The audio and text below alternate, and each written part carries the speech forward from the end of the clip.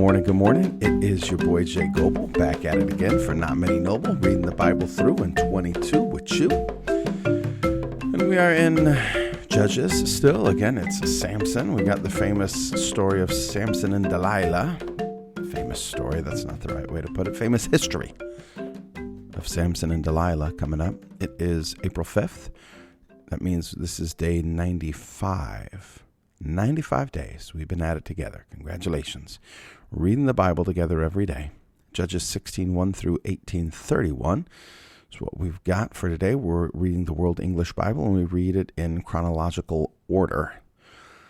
The way it happened, or the way we think it happened, or the way one group of people who put the reading list together thinks it happens. So we're in Judges. And as a reminder, for some reason we hear the word judges and we're like, those great and noble creatures. Or we hear judges and we say, look, these were the people that we should look up to. So far, we really haven't seen that. So far, that's not been the case. And I don't think it's going to change.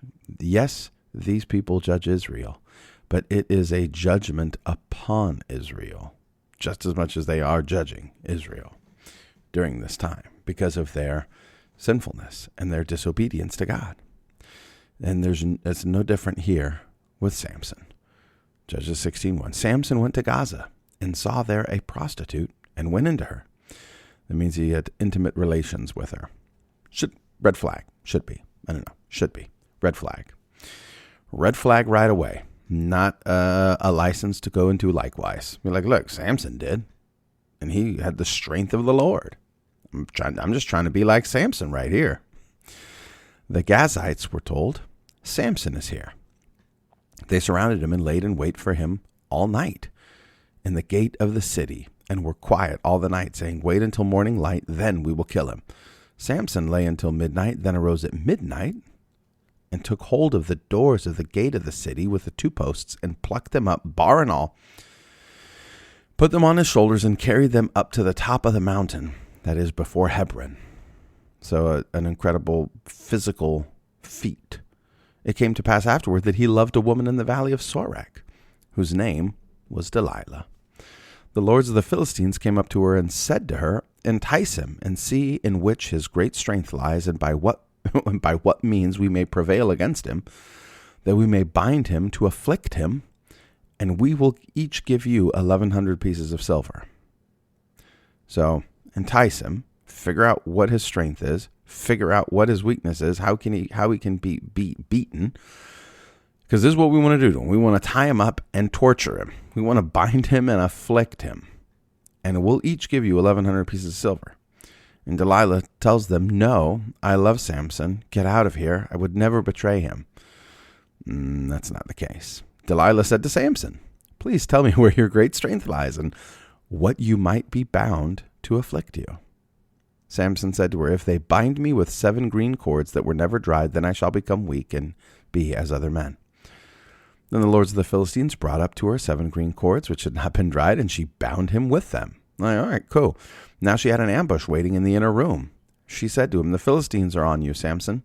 He broke the cords as a flax thread is broken when it touches the fire, so his strength was not known. Delilah said to Samson, behold, you have mocked me and told me lies. Now please tell me how you might be bound. Like the game is up. Like he knows what she's doing, right? It's almost maddening. He said to her, if they only bind me with new ropes, with which no work has been done, then shall I become weak and be as another man.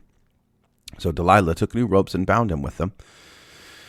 Then said to him, the Philistines are on you, Samson. The ambush was waiting in the inner room. He broke them off his arms like a thread. Delilah said to Samson, until now you have mocked me and told me lies. As if the problem is with Samson. Like, tell me with what you might be bound. So she's accusing him of the wrongdoing. You are the deceitful person. For those of you who have been in...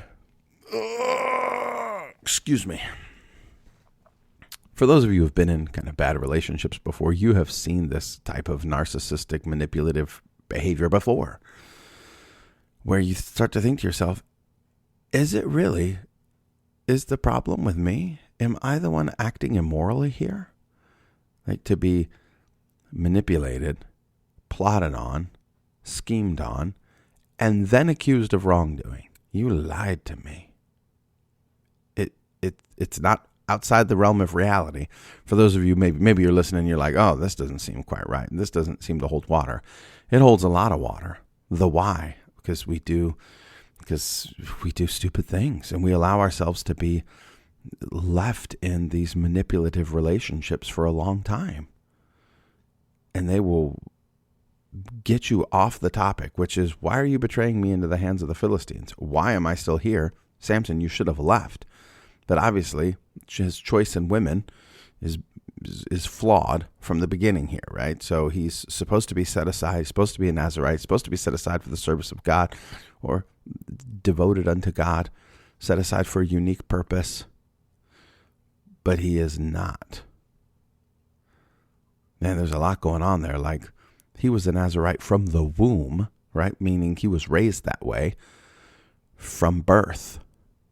Never had his hair cut, taught the vows, taught what to do. This is the way you should go. Did he do it? And he experienced like victory, right? He experienced blessings from God for it. But he still sinned. He still was a rebel. Just like us. Just like us. He said to her, if you weave the 7 locks of my head with the fabric on the loom. She fastened it with the pin and said to him, the Philistines are on you, Samson. He awakened out of his sleep and plucked away the pin of the beam and the fabric. She said to him, how can you say I love you when your heart is not with me? You have mocked me these 3 times and have not told me where your great strength lies, so that I can betray you into the hand of the Philistines and they can torture you, tie you up and torture you. Don't you love me? It's just insane.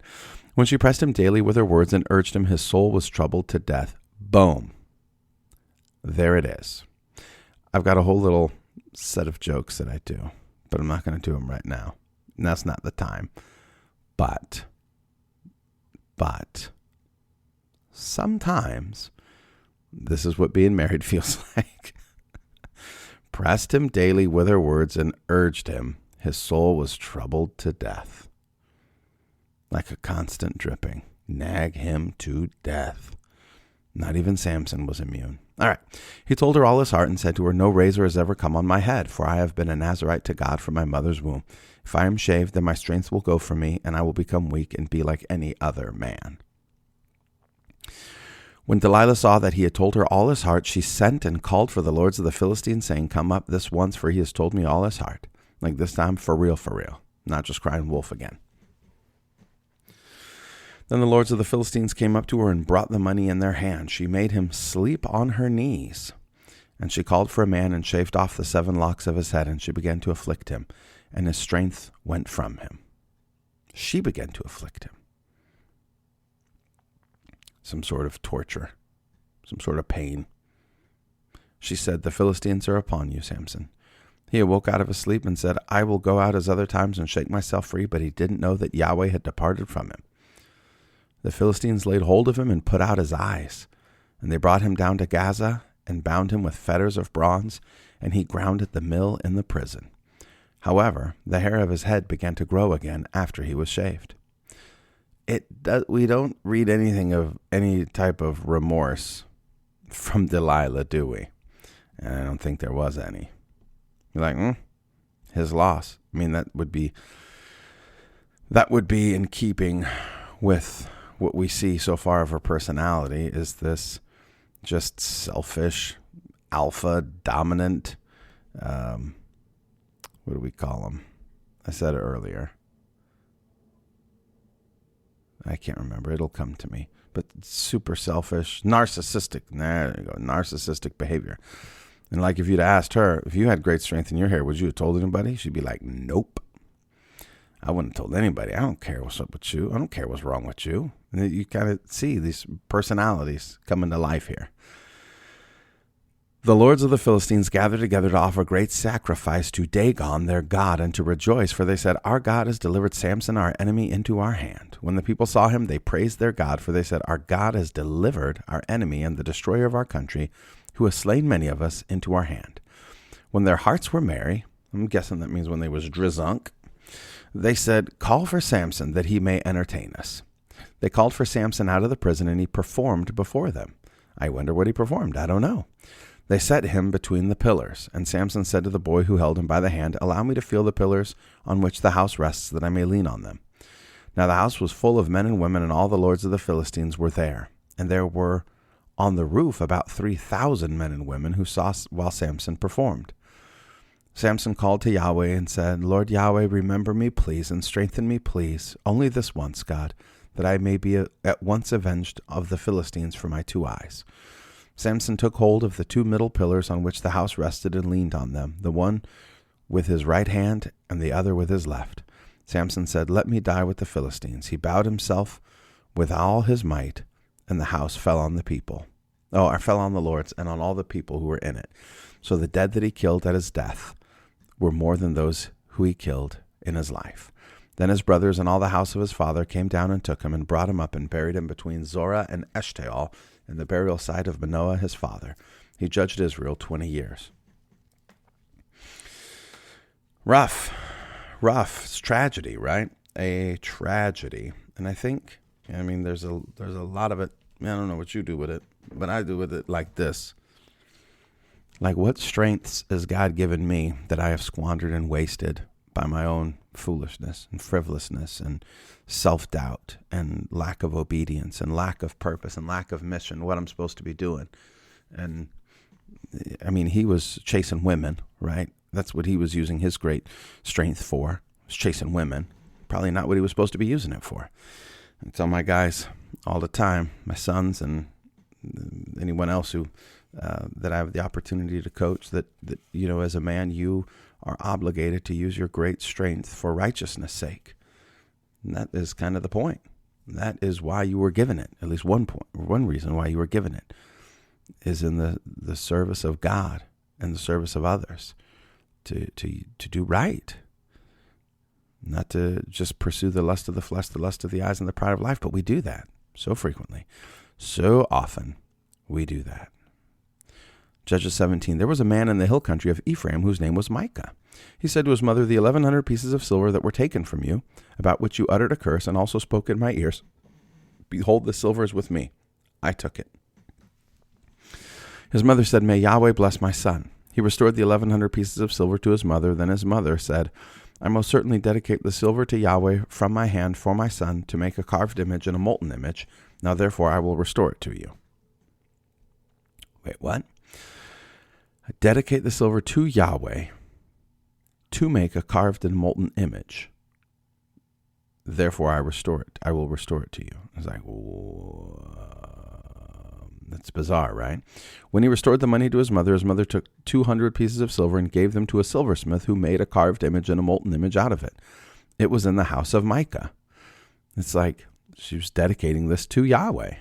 The man Micah had a house of gods, and he made an ephod and a teraphim and consecrated one of his sons who became his priest.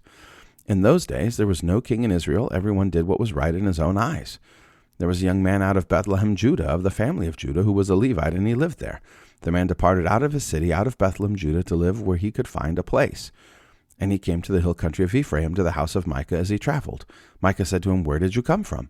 He said to him, I am a Levite of Bethlehem, Judah, and I am looking for a place to live. So remember, the Levites were supposed to live among the different tribes, and that's where they were supposed to be kind of taken care of there. So that didn't happen. That's why this dude's on the roam. That's why he's roving.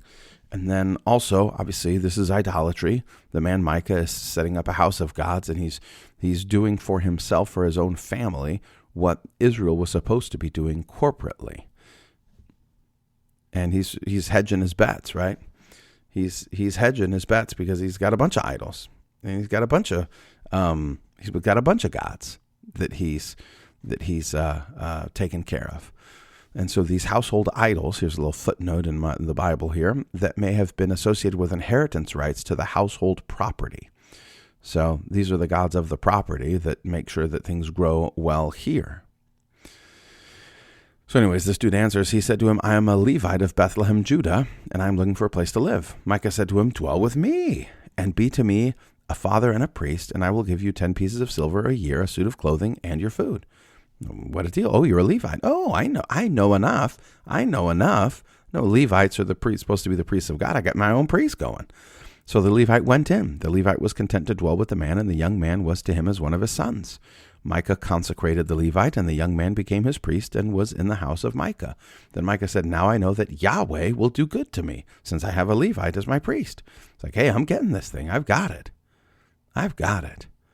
In those days, there was no king in Israel. In those days, the tribe of the Danites sought an inheritance to dwell in, for to that day their inheritance had not fallen to them among the tribes of Israel. The children of Dan sent 5 men of their family from their whole number, men of valor from Zorah and from Eshtaol, to spy out the land and to search it. And they said to them, go explore the land. They came to the hill country of Ephraim, to the house of Micah, and lodged there. When they were by the house of Micah, they knew the voice of the young man, the Levite, so they went over there and said to him, who brought you here? What do you do in this place? What do you have here? He said to them, thus and thus has Micah dealt with me, and he has hired me, and I have become his priest. They said to him, oh, that's great. Please ask counsel of God, that we may know whether our way, which we go, shall be prosperous. The priest said to him, go in peace. Your way in which you go is before Yahweh. Then the 5 men departed and came to Laish, and saw the people who were there, how they lived in safety in the way of the Sidonians, quiet and secure, for there was no one in the land possessing authority that might put them to shame in anything. And they were far from the Sidonians, and had no dealings with anyone else. They came to their brothers at Zorah and Eshtaol, and their brothers asked them, what do you say? They said, arise, and let's go up against them, for we have seen the land, and behold, it is very good. Do you stand still? Don't be slothful to go and to enter into to possess the land. When you go, you will come to an unsuspecting people, and the land is large, for God has given it into your hand, a place where there is no lack of anything that is in the earth. Like, hey, this is our time. This is our time to get our inheritance. God is with us, to obey God. The family of the Danites set out from Zorah and Eshtaol with 600 men armed with weapons of war. They went up and encamped in Kiriath Jearim in Judah. Therefore they called that place Mahane Dan to this day. Behold, it is behind Kiriath Jearim. They passed from there to the hill country of Ephraim and came to the house of Micah. Then the 5 men who went out to spy out the country of Laish answered and said to their brothers, do you know there is in these houses an ephod and a teraphim, a carved image and a molten image? Now therefore consider what you have to do. They went over there and came to the house of the young Levite man, even to the house of Micah, and asked him how he was doing. The 600 armed men with their weapons of war, who were children of Dan, stood by the entrance of the gate. Sounds like an old Western novel, doesn't it? The 5 men who went to spy out the land went up and came in and took the engraved image, the ephod, the teraphim, the molten image, and the priest stood by the entrance of the gate with the 600 men armed with weapons of war. When these went into Micah's house and took the engraved image, the ephod, the teraphim, and the molten image, the priest said to them, what are you doing? They said to him, hold your peace, put your hand on your mouth, and go with us. Be a father and a priest to us. It is better for you to be a priest to the house of one man. Is it better for you to be priest to the house of one man, or to be priest to a tribe and a family in Israel? The priest's heart was glad. He was like, a promotion. And he took the ephod, the teraphim, and the engraved image, and went with the people. So they turned and departed and put the little ones, the livestock, and the goods before them.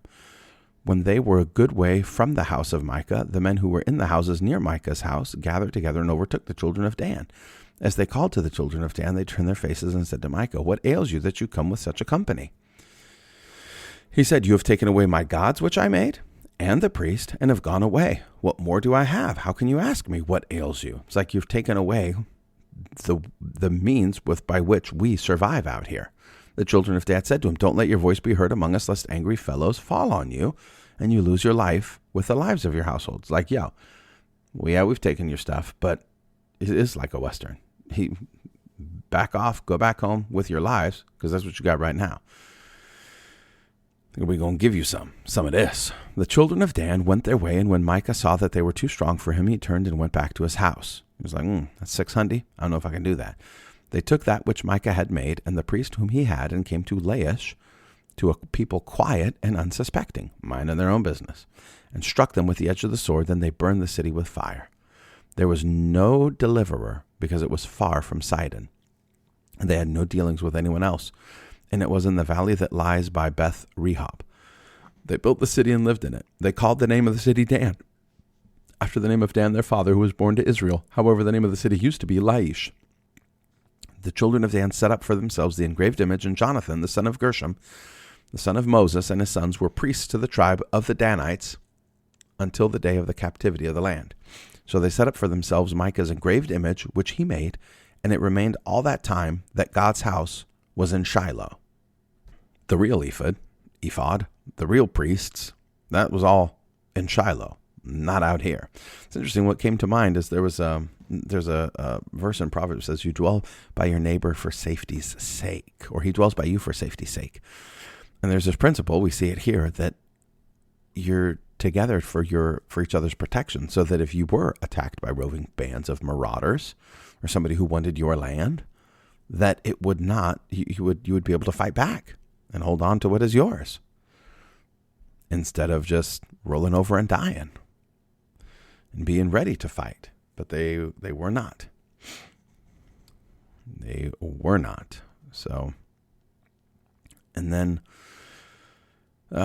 so anyways, I think that these are stories of the history to show the deprivation of Israel, what's going on religiously, morally. This beginning with the saying, in those days there was no king in Israel. There was, everyone kind of did what was right in his own eyes. In those days there was no king in Israel. That was 18. Chapter 19 starts as well. In those days there was no king in Israel.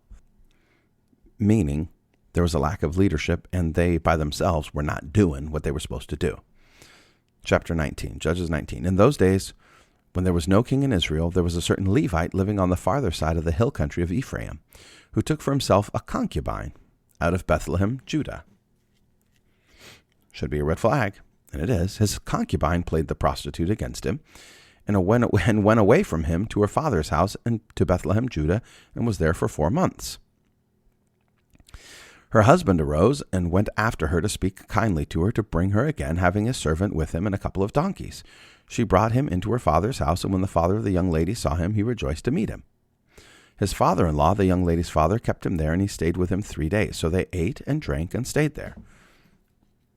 On the 4th day they got up early in the morning, and he arose to depart. The young lady's father said to his son-in-law, strengthen your heart with a morsel of bread, and afterward you shall go your way. So they sat down, ate and drank, both of them together. Then the young lady's father said to the man, please be pleased to stay all night, and let your heart be merry. So he was feeding him and dranking him up. The man rose up to depart, but his father-in-law urged him, and he stayed there again. He arose early in the morning on the 5th day to depart, and the young lady's father said, please strengthen your heart, and stay until the day declines. And they both ate. When the man rose up to depart, he and his concubine and his servant, his father-in-law, the young lady's father, said to him, behold, now the day draws toward evening. Please stay all night. Behold, the day is ending. Stay here that your heart may be merry, and tomorrow go on your way early that you may go home. But the man wouldn't stay that night, and he arose and went near Jebus, also called to Jerusalem. With him were a couple of saddled donkeys. His concubine also was with him. When they were by Jebus, the day was far spent, and the servant said to his master, please come, let's enter into the city of the Jebusites and stay in it. His master said to him, we won't enter into the city of a foreigner that is not of the children of Israel, but we will pass over to Gibeah. He said to his servant, come, let's draw near to one of these places, and we will lodge in Gibeah or in Ramah. So they're saying, hey, we're not going to stay with an outsider, with a Gentile, with people that we allowed to live, right? When Israel take over, but instead we're going to find our brethren, for it is safer. So they passed on and went their way, and the sun went down on them near Gibeah, which belongs to Benjamin. They went over there to go in to stay in Gibeah. He went in and sat down in the street of the city, for there was no one who took them into his house to stay, which is what they were supposed to do. They were supposed to offer lodging to strangers, or these are their family, their extended family, their kinsmen that they came out of Egypt with. There was they had a lot of connection, right? It's not like it was just some strange custom, but there's a lot of connection as well. Behold, an old man came from his work out of the field at evening. Now the man was from the hill country of Ephraim, and he lived in Gibeah, but the men of the place were Benjamites. He lifted up his eyes and saw the wayfaring man in the street of the city, and the old man, saying, where are you going? Where did you come from? He said to him, we are passing from Bethlehem, Judah, to the farther side of the hill country of Ephraim. I am from there, and I went to Bethlehem, Judah. I am going to Yahweh's house, for there is no one who has taken me into his house. Yet there is both straw and feed for our donkeys, and there is bread and wine also for me, and for your servant, and for the young man who is with your servants. There is no lack of anything. Just need a place to stay. The old man said, Peace be to you. Let me supply all your needs, but don't sleep in the street. So he brought him into his house and gave the donkeys fodder, and they washed their feet and ate and drank. As they were making their hearts merry, behold, the men of the city, certain wicked fellows, surrounded the house, beating at the door, and they spoke to the master of the house, the old man, saying, Bring out the man who came into your house, that we can have sex with him. So then, at this point, another red flag should have arisen at some point, and you say to yourself, so these wicked people that are there, certainly this is not, it doesn't appear to be a religious part, right? And we've talked about some sexual perversions and some drug perversions and things like that as part of like these religious sects and things that the children of Israel performed and did that they learned from other people groups that were there. So it doesn't seem to be that. It seems to be just blatant, outright evil and rebellion, right? Just rebellion, just evil, not necessarily related to idolatry, just sinfulness. And these are other Israelites. I mean, this is in the children of Israel. This is a town of the Benjamites, right? Or Benjaminites. Benjamin? Anyways, you got it. So they demand, hey, bring that dude out. We're going to rape him out here. All of us. The master of the house, went out to them and said to them, No, my brothers, please don't act so wickedly. Since this man has come into my house, don't do this folly. Behold, here is my virgin daughter and his concubine. I will bring them out now. Humble them and do with them what seems good to you, but to this man don't do such folly. There should be another red flag here. Like, here's my daughter and this dude's concubine. Do to them what you want, but but this man is under my protection, right? So another red flag should be going up at this point. But the men wouldn't listen to him. So the men grabbed his concubine and brought her out to them. And they had sex with her and abused her all night until the morning. When the day began to dawn, they let her go. Then the woman came in the dawning of the day and fell down at the door of the man's house where her lord was until it was light. Her lord rose up in the morning and opened the doors of the house and went out to go his way. And behold, the woman, his concubine, had fallen down at the door of the house with her hands on the threshold. It is interesting that he gave her up a little too, that's the reason, like she ran away from him. He chased her all the way to her father's house, did all this stuff to get her back, and then tossed her out, but like, never mind, here you go. He said to her, Get up and let's get going. But no one answered. Then he took her up on the donkey, and the man rose up and went to his place. When he had come into his place, to his house, he took a knife and cut up his concubine and divided her limb by limb into 12 pieces and sent her throughout all the borders of Israel. It was so that all who saw it said, Such a deed has not been done or seen from the day that the children of Israel came up out of the land of Egypt to this day. Consider it, take counsel, and speak. So before we get into any, you could start at the top and you could say, there's some problems that I'm seeing, right? This dude took for himself a concubine. Well, he probably shouldn't. It's probably not good. Don't take concubines. That's the point of the story. And then his concubine played the prostitute against him. Well, she's sleeping around on him, and then she boogies on home. If she wouldn't have done that, we wouldn't have had any of these problems. Right? And then she goes to her father's house, and her father, for whatever reason, wants to party with this dude. Maybe doesn't want to lose his daughter. I don't know. Right? Don't leave again. Just stay. Like he's trying to get this dude to stay. Maybe he was wealthy. I don't know what the motive is, but he seems like he just doesn't want him to stay and not leave. So if he would have just grabbed his girl and bounced, we wouldn't have this happen. Right? And then you go and they were going to Jerusalem. They probably could have stayed with outsiders and been safer, but he says, no, we're going to go stay with people that look like me and talk like me and act like me, and I'm going to do that. And if he wouldn't have done that, he probably would have been okay. And then, we just go down the list of things that, if you would have done this, this wouldn't have happened. If you would have done this, this wouldn't have happened. If you wouldn't have done this, this wouldn't have happened. And Like, why would you offer the girls out instead of the dude? Is it for some, or is there or is the owner of the home, the homeowner, trying to say that there's some hierarchy of sexual perversions? And I think if you get stuck into that kind of thinking, you miss the point of the story, of the history of this account.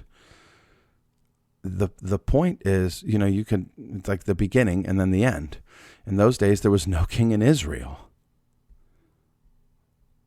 So it was so, this is verse 30, it was so that all who saw it said, such a deed has not been done or seen from the day that the children of Israel came up out of the land of Egypt to this day. Consider it, take counsel, and speak.